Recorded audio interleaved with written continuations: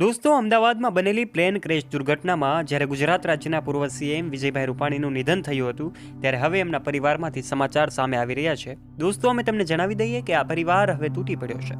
ત્યારે વિજયભાઈ રૂપાણીનું અસ્થિ વિસર્જન કરવામાં આવી રહ્યું હતું અને એનો વિડીયો સોશિયલ મીડિયા પર ખૂબ વાયુવેગે ફેલાયો હતો. એમાં દીકરો વૃષભ, એમના પત્ની જે કાંઈ પણ છે, અને આખરે આ વિજયભાઈ રૂપાણીના ધર્મપત્ની એવા અંજલિબેન રૂપાણી પણ ઉપસ્થિત રહ્યા હતા અને એમની દીકરી રાધિકાએ પણ સાથે એવું કહેવામાં આવી રહ્યું છે એમના પિતાની અસ્થિ વિસર્જન કર્યું હતું.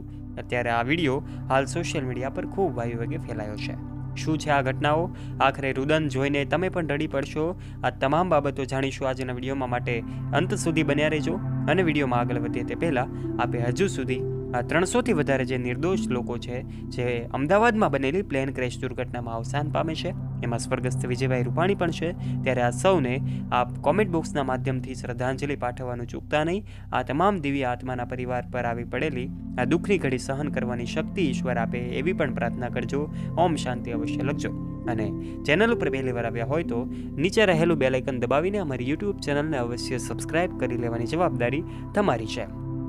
સૌથી પહેલાં વાત કરીએ એમનો દીકરો વૃષભ રૂપાણી અને અંજલિ રૂપાણીની. આ તસવીરો સોશિયલ મીડિયા પર સૌને એવું કહે છે કે રડાવી દે એવી તસવીરો છે, કારણ કે વિજયભાઈ રૂપાણીના નિધન બાદ જ્યારે હવે એમનું અસ્થિ વિસર્જન માટે લોકો એમ કહી શકાય કે એમને સાંત્વના પાઠવી રહ્યા છે અને વિજયભાઈ રૂપાણીને અસ્થિ વિસર્જન કરવામાં આવ્યું છે, ત્યારે આ તસવીરો સીધા દ્રશ્યો અનેક નેતાઓ જે છે એ પણ પોતે શોકમાં ડૂબી જાય છે. સમગ્ર ગુજરાત, રાજકોટ સહિત એમના ધર્મપત્નીથી લઈને તમામ પરિવારના સગા સંબંધીઓ હજુ પણ ઘેરા શોક છે, કારણ કે અચાનક જ બની ગયેલી આ ઘટના જેની કોઈ કલ્પના પણ નહોતી કરી. 3 મિનિટની અંદર બનેલી આ ઘટના કે જેમાં 300થી વધારે લોકોનો ભોગ લેવાયો.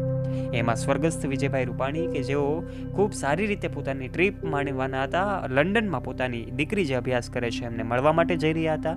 અહીં પોતાની જે કાંઈ પણ કાર્યકાળ છે એ પૂર્ણ કરે છે. એ પોતે ચૂંટણીના પ્રચાર માટે જવાના હતા, ત્યાં પણ નથી જતા.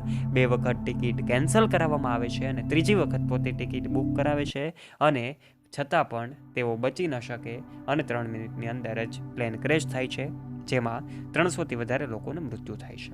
વિજયભાઈ રૂપાણીના સમાચાર જ્યારથી સોશિયલ મીડિયા પર વાયુવેગે ફેલાયા, લોકો માનવા માટે તૈયાર નહોતા કે આવું કેવી રીતે થઈ શકે. પરંતુ જ્યારે દીકરો અમેરિકામાં રહીને અભ્યાસ કરી રહ્યો હતો, દીકરાને જાણ થતાં જ વૃષભ રૂપાણી તરત જ દોડી આવ્યો હતો અને એમણે એમના પિતાની અંતિમ વિધિ કરી હતી.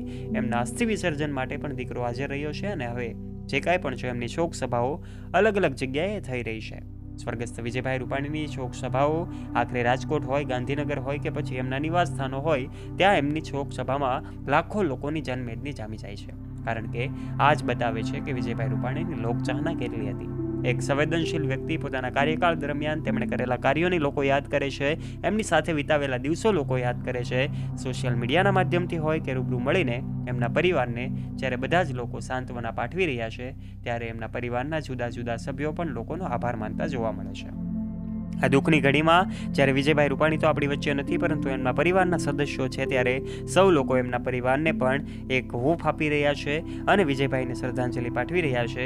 ત્યારે સમગ્ર ઘટના જ્યારે જોતજોતામાં બની ગઈ છે, ત્યારે લોકો તો એને કોમેન્ટ બોક્સથી શ્રદ્ધાંજલિ પાઠવે જ છે.